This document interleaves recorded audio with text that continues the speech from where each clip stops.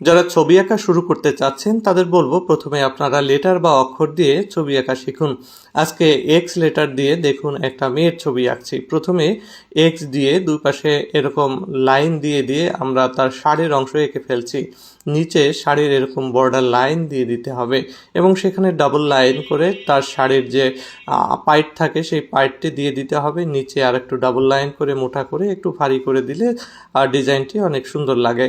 এরপরে এক্স এর ডান পাশের যে অংশটি রয়েছে তার সঙ্গে উপরের দিকে তার শাড়ির কিছু অংশ যেটা ঝুলে থাকবে সেই অংশটি দিয়ে দিচ্ছি।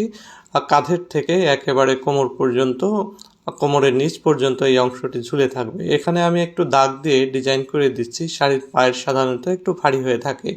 গলার লাইন দিলাম, অন্য পাশে ঘাড়ের লাইন দিলাম। এবার বুকের উপরে তার শাড়ির আরও কিছু অংশের পায়ের এভাবে ডিজাইন করে দিলাম। এরপরে শাড়ির বর্ডার লাইন দিয়ে শাড়ির ভাঁজগুলো এরকম দাগ দিয়ে দিলাম।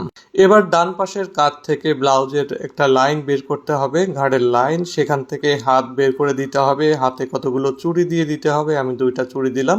নিচে হাতের পাঞ্জা বা আঙ্গুলগুলো ঠিক করে দিয়ে অন্য পাশেও আরেকটি হাত আমরা এঁকে দিব।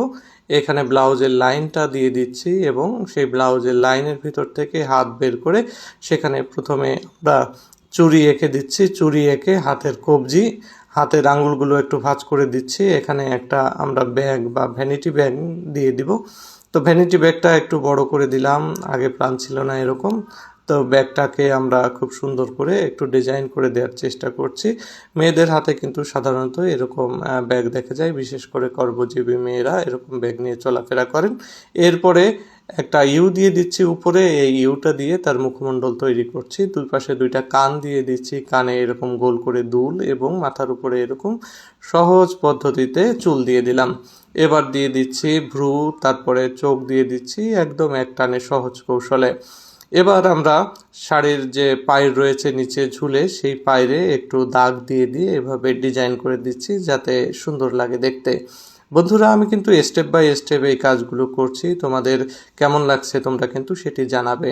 এরপরে তোমরা নিয়মিত কিন্তু আমার এরকম ভিডিও যদি পেতে চাও তাহলে কিন্তু আমার পেজটি ফলো করে রাখবে। আমাদের ইউটিউব চ্যানেল ড্রয়িং স্কুল সেটিও তোমরা সাবস্ক্রাইব করে রাখবে এবং টিকটকে সঞ্জয় বিশ্বাস আর্ট নামে যে পেজটি রয়েছে সেটিও তোমরা ফলো করে রাখবে। তাহলে কিন্তু নিয়মিত তোমরা এই ভিডিওগুলো পেতে থাকবে। আর তোমরা যদি লাইক, কমেন্ট এবং শেয়ার করো তাহলে কিন্তু কোনো ভিডিওই তোমাদের মিস হবে না, তোমাদের সামনে অবশ্যই কিন্তু সাজেস্টেড হবে। দেখো, এবার কিন্তু আমি শাড়িতে রং করছি। আমি একটা হলুদের একটা গ্রেড আমি কিন্তু নিয়ে নিয়েছি, একদম ডাইরেক্ট হলুদ নয়, একটু গ্রিনিশ হলুদ। এরপরে শাড়ির যে বাইরের অংশগুলো রয়েছে সেখানে আমি লাল রং দিয়ে দিচ্ছি। প্রত্যেকটা জায়গায় আমি বেশ ভালোভাবে রং করার চেষ্টা করছি, কারণ রং বাইরে চলে গেলে তখন কিন্তু বিশ্রী দেখা যায়। তোমরাও কিন্তু ড্রয়িংয়ের ভিতরেই রং করার চেষ্টা করবে। এরপরে তার যে ব্লাউজ রয়েছে, ব্লাউজে আমি সবুজ কালার দিয়ে দিলাম, চুড়িতে লাল কালার দিয়ে দিলাম, চুলে কালো এবং পরে ব্যাগে লাল কালার দিয়ে শেষ করলাম। কেমন লাগলো?